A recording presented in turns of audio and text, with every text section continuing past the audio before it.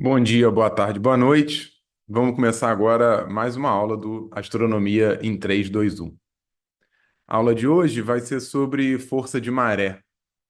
Então, dentro desse tema, a gente vai explorar não só como é a física associada a essa força, suas consequências, mas como também é muito pertinente para a gente, a nossa meta principal aqui é fazer uma relação e encontrar uma aplicação na astronomia. Para isso, então, eu quero chamar a sua atenção que esse programa, perdão, esse projeto é um projeto do Departamento de Física da Universidade Federal Rural do Rio de Janeiro, e eu te incentivo a participar nas redes, então entrar aí nas redes sociais, curtir, compartilhar, comentar nos vídeos e fazer parte dessa comunidade. Eu também queria apontar que é interessante você dar uma olhada em outras aulas também aqui do conteúdo do Astronomia em 3, 2, 1, onde a gente já varreu ideias gerais sobre gravitação, sistemas planetários, problemas de dois corpos, então pode ser interessante, ok? Para a gente começar então aqui a nossa conversa, eu quero trazer inicialmente o que foi o objeto astronômico que chamou mais atenção para o problema das marés. Esse objeto é a Lua, satélite natural do sistema formado junto com a Terra, desse sistema Terra-Lua. Olha que criativo. E a gente, no século XVII, teve a oportunidade de olhar para esse objeto de uma maneira muito mais atenta, de uma maneira muito mais cuidadosa, e essas observações são mencionadas em geral, apontadas como sendo feitas por Galileu Galilei ao redor de 1605, ao redor dele. As observações feitas por Galileu sobre a Lua, usando o telescópio recentemente desenvolvido, permitiram dar conta de descrever esse objeto de uma maneira muito mais precisa.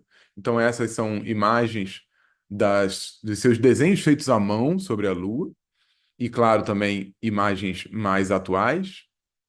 E não só foi possível obter detalhes de crateras, detalhes de como é a descrição desse satélite, mas também foi possível iniciar uma atenção pelo efeito que a Lua causa. Uma das coisas que a gente tem quando analisa esse sistema Terra-Lua é que, dada a sua proximidade, dado o seu tamanho, a gente consegue fazer uma relação de proporções e calcular essas proporções e inferir algumas quantidades. Uma das quantidades que a gente consegue analisar matematicamente, ela pode ser observada nos efeitos de maré. Essa é uma imagem feita em São Luís, no Maranhão, um lugar lindíssimo, e essa variação de maré aí é de 8 metros. É uma das coisas mais impressionantes que eu já vi na minha vida, e num período de 6 horas a maré varia em 8 metros. É realmente chocante, assim, é lindo demais. Isso, claro, é um exemplo, mas a gente observa isso em geral também em outros cenários, onde a gente consegue ver a maré subindo e descendo. E o que causa essa variação de maré é a Lua. E é exatamente por um tipo de ação, que eu vou chamar de força, que causa isso, chamada força de maré. Estava bebendo água.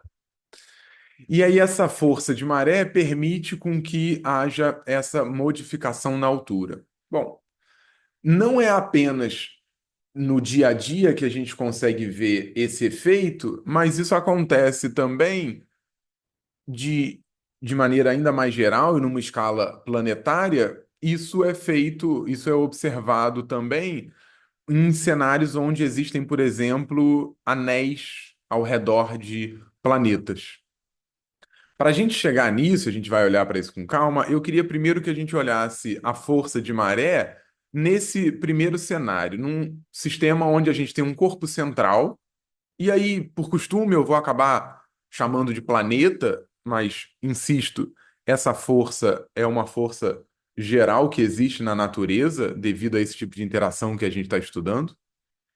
E essa E esse corpo central, esse planeta, vai estar sendo orbitado então por um outro, que é um satélite, a gente pode pensar numa Lua, por exemplo. E aí, devido a essa interação gravitacional entre esses dois corpos, é possível observar algo acontecendo lá no satélite, lá na Lua. Isso vai acontecer porque esse satélite, esse corpo que orbita o que eu estou chamando aqui de planeta, esse corpo que orbita tem um tamanho finito, um tamanho físico. E, portanto, há uma separação entre o seu centro de massa em algum ponto externo a ele. Vamos olhar com calma o cenário. Então, a primeira coisa que eu quero mencionar é o centro de massa do planeta. Eu estou colocando, obviamente, aqui como no centro, ou aproximadamente no centro, o que não é obrigatório, tá? Mas, para fim de exemplo e por fim de análise, eu vou, de maneira simplificada, assumir que o centro de massa está no centro do planeta, desse corpo maior no qual o outro está orbitando. Já em relação ao satélite, a Lua, ela tem um raio, como eu apontei, tem um tamanho finito. Então, tem um raio um- que vai determinar o tamanho desse satélite, e aí vai separar, então, o centro, por exemplo, o centro de massa do satélite e a sua parte mais externa. Quando a gente define isso, a gente pode, então, garantir que existe uma distância, rzinho minúscula, entre o centro de massa do planeta e o centro do satélite. Isso, claro, pode ser estendido também, e com isso a gente pode determinar um certo ponto A na superfície do satélite, que vai determinar uma distância R maiúsculo, tá? Rzão, entre o centro de massa do planeta e a superfície do satélite. Eu acho que eu acabei não mencionando, mas quero aqui deixar evidente que todas as interações aqui que estão acontecendo não estão levando em conta nada externo, ok? Somente a interação desses dois corpos. Bom, quando a gente começa a analisar, então, a interação entre esses corpos, a primeira coisa que a gente tem que apontar é que existe uma força gravitacional.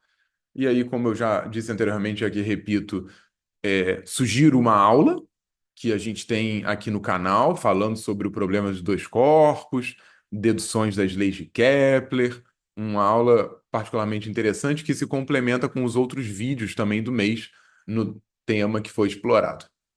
Então, voltando para cá, a força gravitacional vai ser dada pela lei da gravitação universal newtoniana, onde essa força ela vai ser proporcional à massa do corpo maior do planeta, proporcional à massa do corpo menor do satélite e inversamente proporcional ao quadrado da distância que separa os centros desses dois corpos.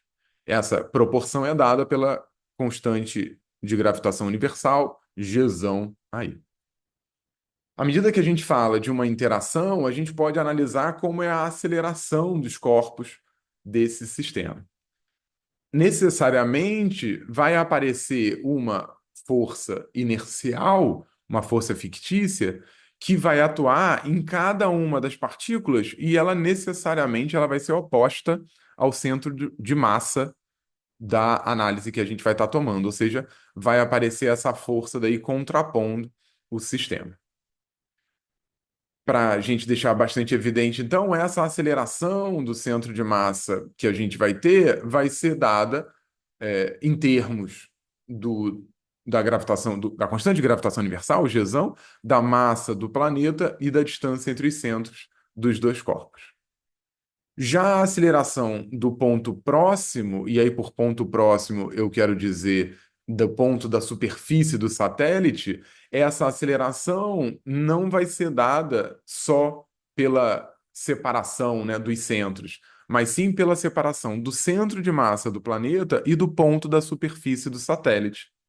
Então, essa aceleração vai ser rzinho toda a distância menos rzão, ou seja, só essa parte interna ao satélite.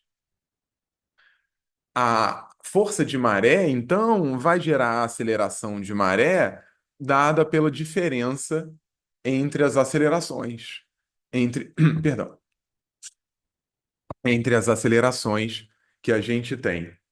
Essa força de maré, então, vai ser uma consequência real, ela vai existir, né? Real nesse sentido, ela vai existir, mas ela é dada pela diferença entre a aceleração do ponto próximo e a aceleração do centro de massa. Portanto, essa aceleração de maré vai ser Gzão mzão vezes os termos, as frações inversamente proporcional aos quadrados da diferença das distâncias, Rzinho e Rzão, e da distância Rzinho. Essa diferença, então, vai poder ser analisada de maneira matemática quando a gente supõe que a distância orbital Rzinho, ela é absolutamente maior do que o raio do corpo que está orbitando, ok? Então, deixa eu voltar no desenho para garantir que está fazendo sentido para a gente. Então, o que eu estou apontando é que quando a gente compara essas duas distâncias, R, no caso aqui é do, perdão, R,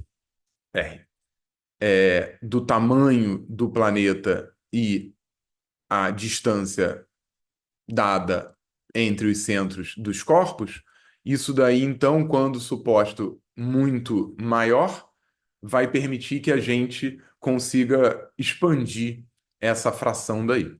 Então, eu vou pegar só o primeiro termo, 1 sobre R menos Rzão ao quadrado, e aí vou deixar em evidência o Rzinho, portanto vai ficar 1 sobre Rzinho ao quadrado, 1 menos Rzão sobre Rzinho, isso daí ao quadrado. Essa fração, então, a gente pode reescrever como 1 sobre r quadrado vezes 1 menos r sobre r elevado a menos 2, ok? Quando a gente toma, então, essa parte à direita, a gente pode reconhecer que existe uma expansão binomial aí. A gente tem uma coisa do tipo 1 mais x elevado a nzinho. Essa expansão binomial, quando a gente pega os dois primeiros termos só da série, vai ser 1 mais nzinho x.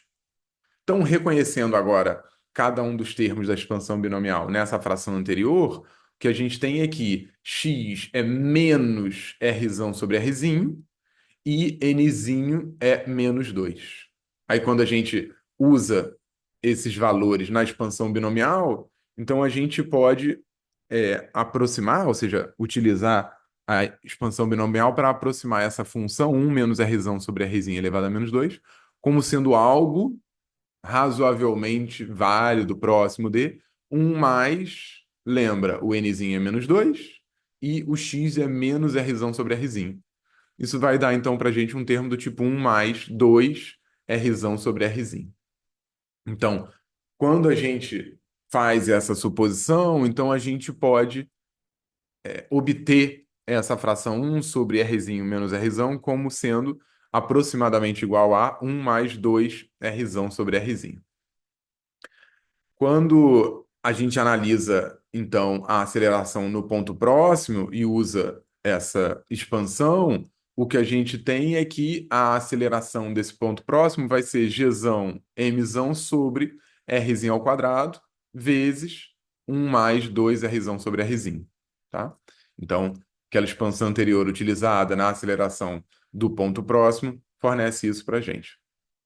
Ora, quando a gente aplica esse resultado na aceleração associada à força de maré, ou seja, a diferença da aceleração realizada no satélite com relação a um ponto da superfície do satélite, a gente então substitui a nossa aceleração de maré no primeiro, a nossa aceleração do ponto A no primeiro termo, fazendo com que a aceleração de maré então se torne gzão mzão sobre rzinho ao quadrado.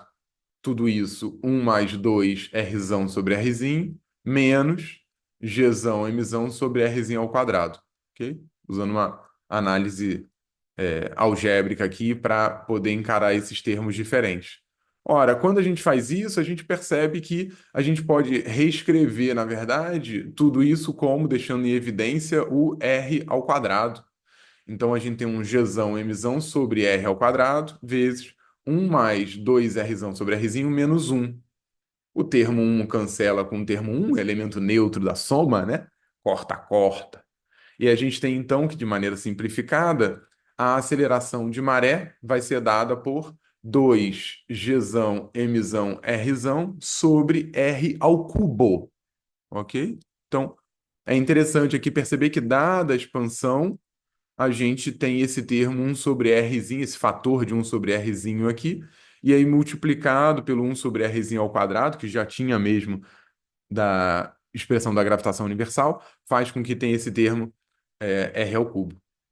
Bom, essa aceleração, então, vai fazer com que exista uma força de maré nessa interação entre o planeta e o satélite, que vai ser a massa do satélite vezes a aceleração de maré, levando então a força de maré a ser aproximadamente. E aqui o aproximadamente é porque a gente está usando a expansão binomial e tomando só os dois primeiros termos da série, né? Então é um resultado aproximado, mas que descreve muito bem o que a gente consegue observar em diversos cenários. Então, essa força de maré vai ser 2Gzão, Mzão, Mzinho, Rzão sobre Rzinho ao cubo. Tá? Então, isso aí é o ponto ápice aqui, o ponto máximo que a gente consegue no nosso problema, e isso daqui é o que deveria chamar mais a nossa atenção. É importante a gente perceber que isso daqui é radicalmente diferente do que a gente tem em geral pela gravitação newtoniana. Porque assim como a gente acaba dando conta, né, de pensar sobre algumas forças, interações, como descritas por algumas equações, alguns valores meio padrão, assim, é preciso perceber que, nesse caso, apesar da gente estar falando de uma interação gravitacional, a gente não está falando sobre alguma coisa que evolui com 1 sobre r ao quadrado. Eu não estou vendo seu rosto, eu espero que esteja fazendo sentido para você. Deixa eu voltar para garantir que está fazendo sentido essa minha frase aqui. Ou seja, nota que quando a gente tem sistemas, não sei, tipo sistema massa-mola, dada pela lei de Hooke, ok? E a gente tem lá a análise, e aí essa força, ela vai ser proporcional à separação, à elongação da mola, né? O esticamento da mola. Então vai ser uma coisa do tipo menos kx, certo? A gente pode pensar em outras forças também, né? Força de Coulomb, por exemplo, que vai ter também a sua lei 1 sobre r ao quadrado. Então, dependendo da interação da natureza, existe uma forma funcional específica para aquela interação.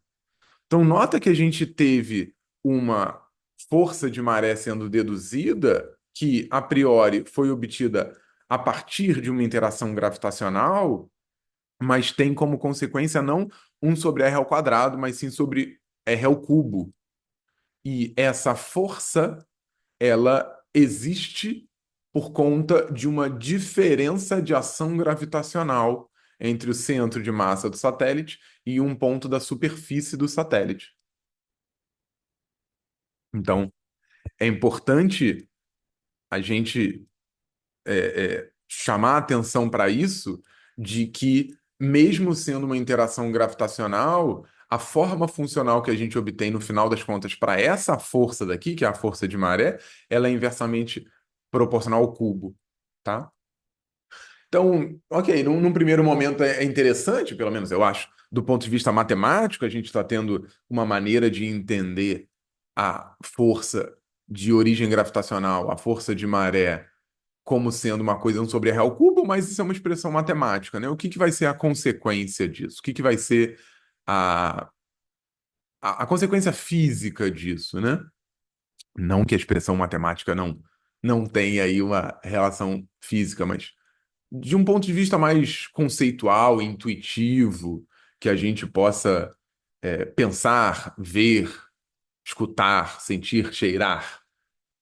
O que a gente precisa entender é que a dependência de um inverso de um polinômio, então, uma dependência do tipo 1 sobre r ao quadrado, 1 sobre r ao cubo, está dizendo como evolui essa força ao longo da variação da distância. Espero que faça sentido para você. Ou seja, se a gente fica mais perto ou mais longe de uma força do tipo 1 sobre r ao quadrado, a força vai aumentar ou diminuir de maneira diferente de uma força que seja 1 sobre r ao cubo. Percebe? Eu tô desenhando no ar aqui. Gostaria muito que a gente pudesse estar interagindo aqui.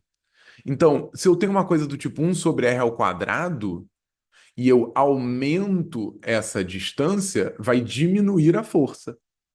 Mas nota que para uma força do tipo força de maré, que cai com 1/r², à medida que eu aumento essa distância, a força cai muito mais rapidamente. E o contrário é verdadeiro, né? Então, para uma força do tipo 1/r², à medida que eu diminuo a distância, então eu aumento a força. Mas uma força do tipo 1/r², se eu diminuo a distância, a força aumenta muito mais rápido. Tá começando a gente começa a perceber que, ou seja, a influência da força de maré para distâncias cada vez menores, a influência é maior do que a própria força gravitacional dos centros de massa. Nossa, entende?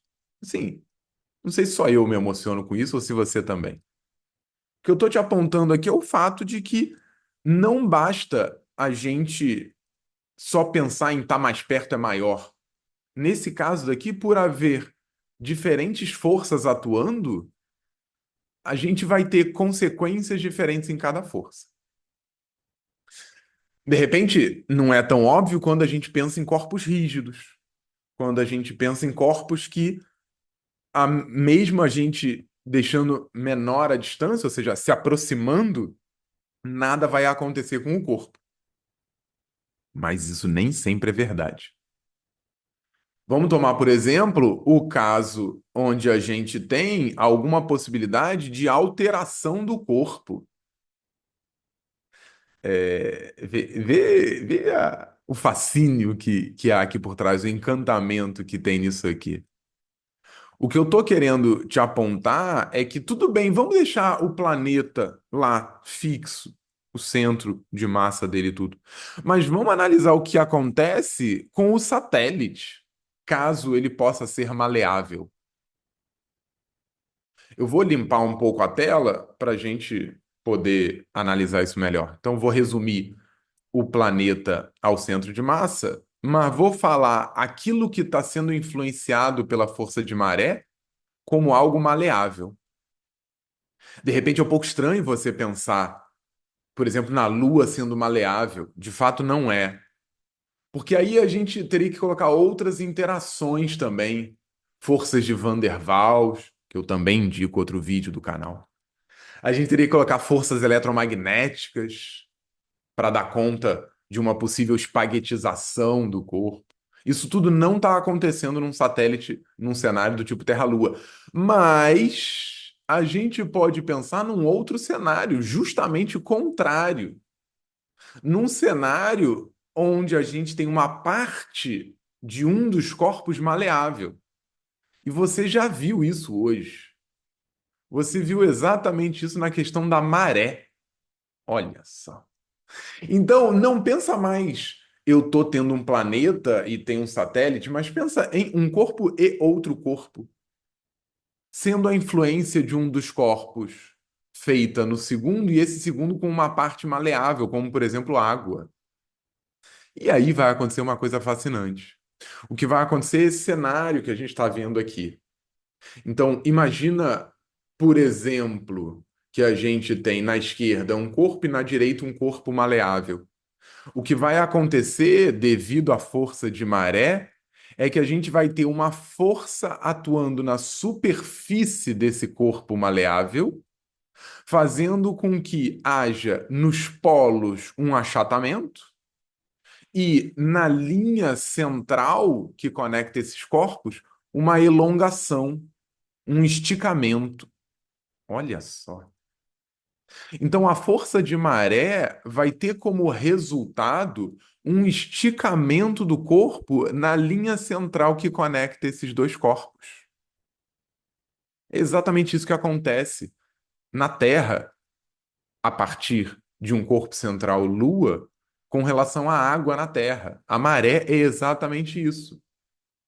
A subida e baixada da maré, na verdade, é uma rotação da Terra, e essa rotação da Terra está sendo feita num corpo que, dada a sua maleabilidade, que é a água, está esticada na linha central que conecta esses corpos.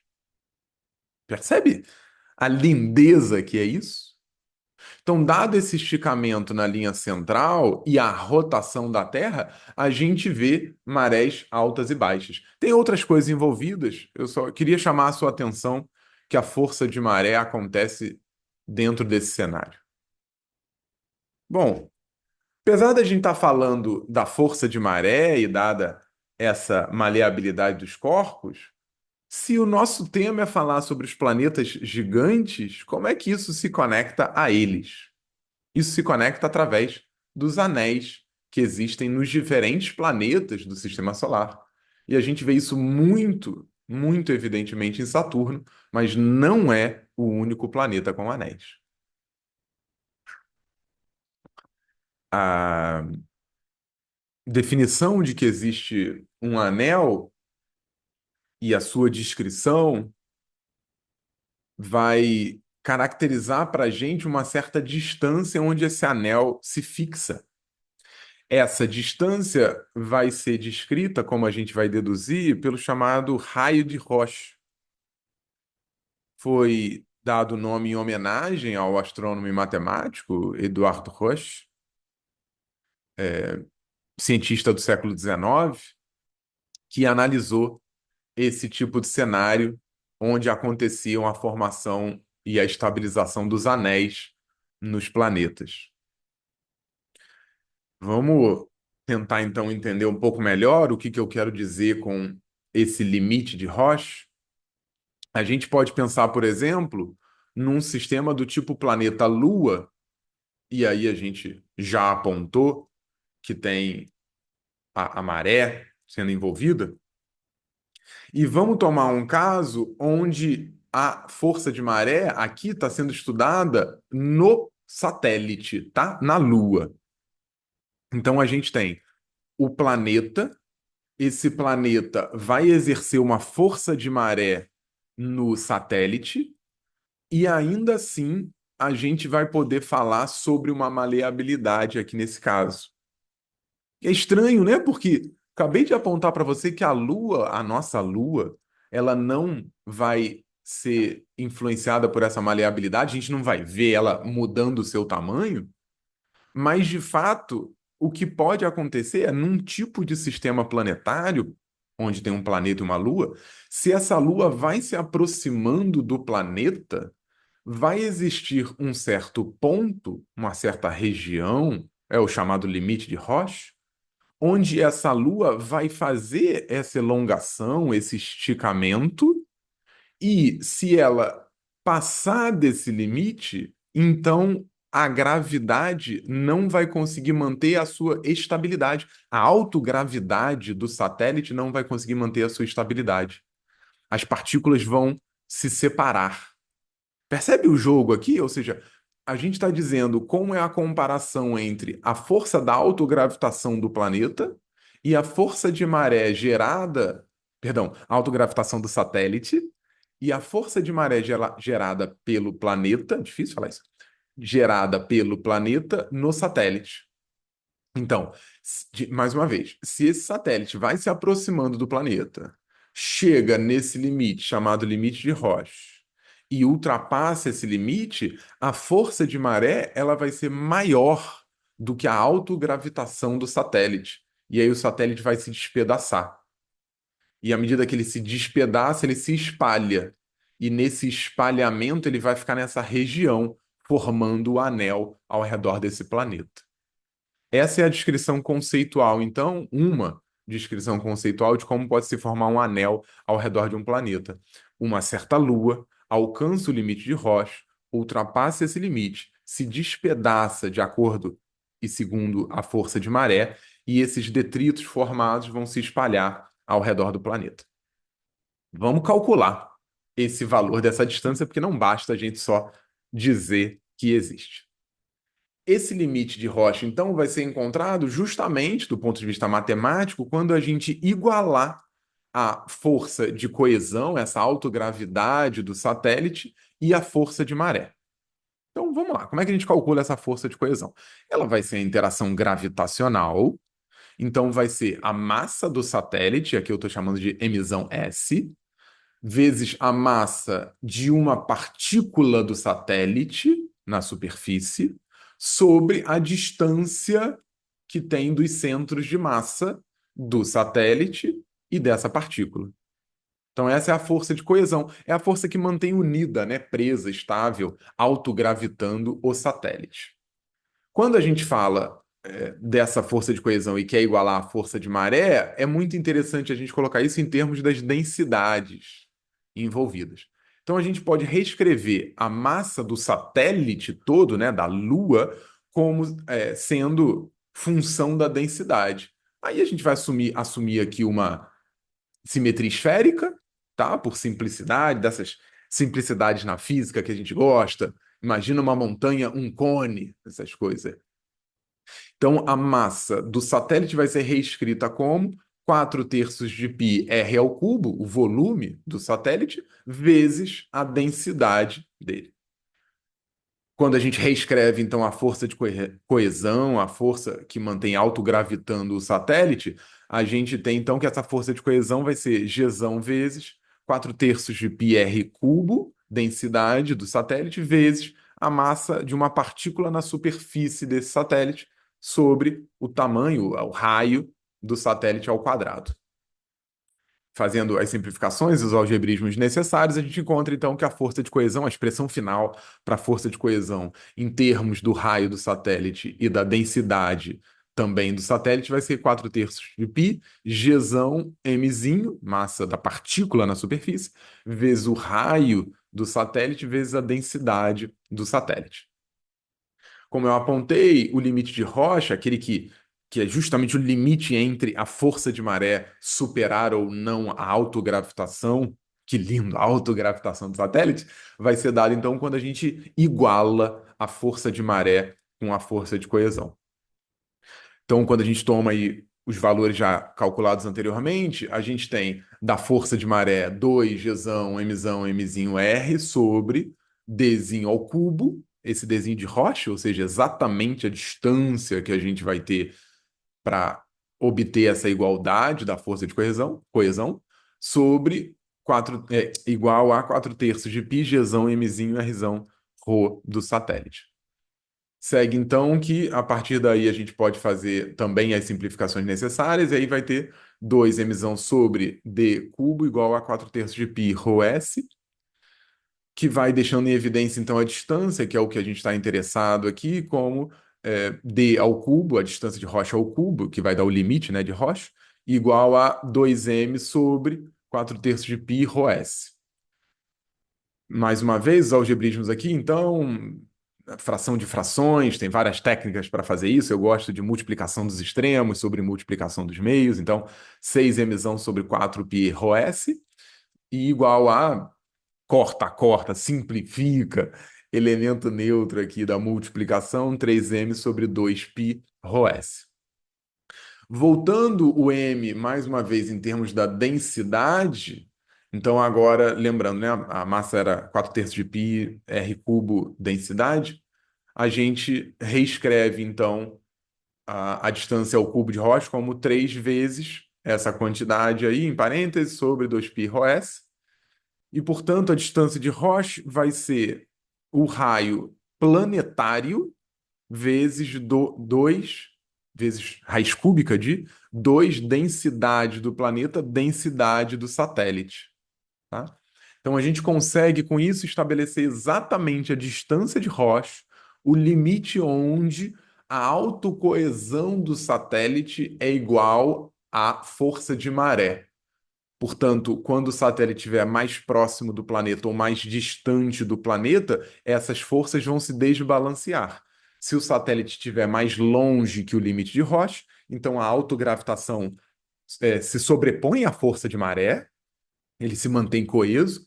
Se o satélite tiver uma distância menor, então a força de maré se sobrepõe, o satélite não consegue se manter coeso, e é aquele cenário lindo e catastrófico que a gente tem na astronomia da destruição, então, desse satélite. Vamos, para se encaminhar já para o final, vamos analisar uma aplicação sobre isso, porque o objetivo aqui era justamente falar sobre planetas gigantes, como é que o limite de Roche pode ser aplicado para a definição dos anéis de planetas. Vamos tomar o exemplo de Saturno. Então, a distância do limite de Roche vai ser dada pela expressão anterior, que eu já tinha apontado. A gente pode deixar em evidência o raiz cúbica de 2, vai ser aproximadamente 2,44. Então, basta a gente ter medidas observacionais sobre o raio planetário e as densidades do planeta e de um possível satélite. Vamos, analisar nesse caso daqui, então, o que é, usando os dados de Saturno, né? O raio de Saturno, densidade média de Saturno e uma densidade de algo, por exemplo, um gelo de água, tá? Só para fim de exemplificação. Vamos pegar uma densidade de algo do planeta e do satélite, supondo ele feito de água, tá?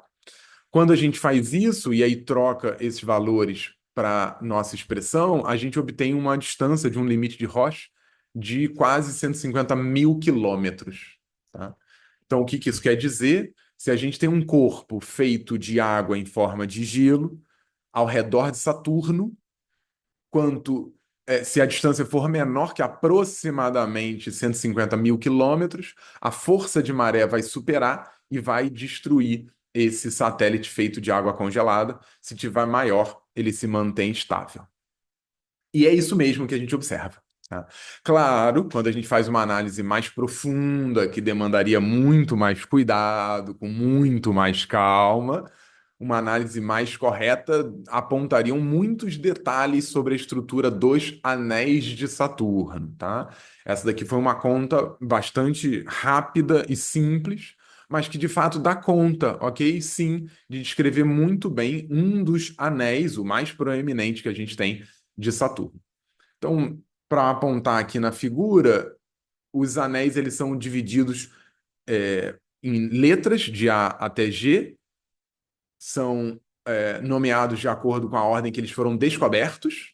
Então, o anel A, o primeiro descoberto, é o maior, mais proeminente, brilhante, e tem aí seus quase 140 mil quilômetros, tá? Então, você vê que coaduna muito bem com a conta que a gente fez. Insisto, óbvio, a gente fez uma conta muito simplificada, o cenário realista envolve muito mais análise de dinâmica planetária, isso é uma ideia geral, mas de fato é uma boa primeira aproximação para o que a gente calculou. E aí existem particularidades dos anéis de Saturno. Esse anel vai ser separado do B pela chamada divisão de Cassini, é, que tem quase 5 mil quilômetros de extensão e é uma influência grande por conta de uma das luas de Saturno. Vão ter os outros anéis, C e D, que vão ter características também particulares, E, F, G. O meu objetivo aqui principal era mostrar a relação e a análise matemática que é possível ser feita para tentar, numa primeira aproximação, obter os anéis de planetas. A gente não tem certeza sobre a origem dos anéis de Saturno, existem alguns cenários possíveis. Então, pequenos corpos do sistema solar, e aí, para você entender a nomenclatura também, aponto outros materiais aqui do canal. Então, pequenos corpos do sistema solar podem, por colisão, ter formado os anéis. Uma outra também é uma lua de Saturno, né, Titã, pode ter desestabilizado a órbita de uma outra lua há uns 100, 200 milhões de anos, e aí, à medida que ela teve a sua órbita alterada, justamente passou no limite de Roche, se desintegrou e aí formou os anéis também, tá? Então, existem muitos modelos para descrever como que são formados esses anéis, mas em geral eles vão estar associados sempre com instabilidades gravitacionais, desintegrações e colisões de corpos. Para a gente fechar então aqui esse nosso encontro, chama a atenção de que o limite Roche é uma parte central na análise, ela faz muita diferença para o estudo, como é que a gente consegue calcular e inferir essas distâncias. É possível que a Saturno perca seus anéis, por outro lado, Marte e Netuno podem ganhar, ok? Com o tempo, pode ser que as luas associadas a esses planetas possam gerar anéis. Então, Phobos 5 pode gerar é, um anel em Marte e Tritão 6 podem gerar também em Netuno, mas isso não é agora, isso vão ser daqui a milhões, bilhões de anos ainda, tá? Para essa formação. Bom, eu vou ficar por aqui então. Era isso que eu tinha para apontar hoje. Espero que tenha sido interessante para você. Siga então nas redes o projeto Astronomia em 321. Curte, compartilha, comente e passe para todas as pessoas que você conhece em prol dessa divulgação e popularização da ciência. Eu vou ficar por aqui então. Muito obrigado. Até a próxima.